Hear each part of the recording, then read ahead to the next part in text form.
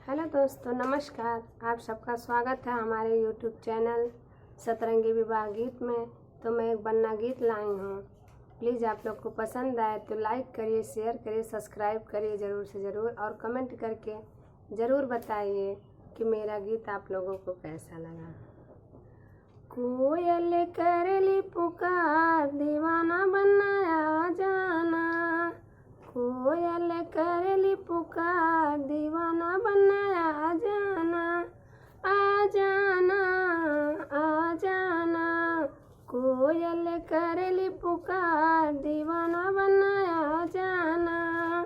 शीश बने के मोरू सोए, शीश बने के मोरू सोए। सेहरा की आई बहार, दीवाना बनाया जाना। सेहरा की आई बहार, दीवाना बनाया जाना। कोयल करली पुकार, दीवाना बनाया जाना। अंग बने के सुटवा सोए, अंग बने के सुटवा सोए। टाई की आई बहार, दीवाना बनाया जाना।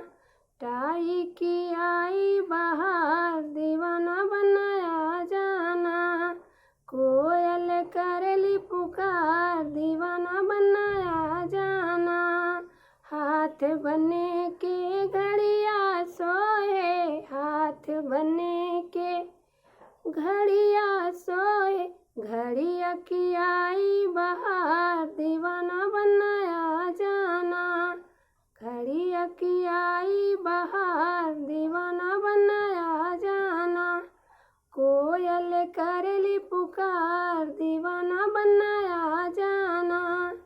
पैर बने के जूता सोए, पैर बने के जूता सोए। जूता की आई बहार, दीवाना बनाया जाना। जूतवा की आई बहार, दीवाना बनाया जाना।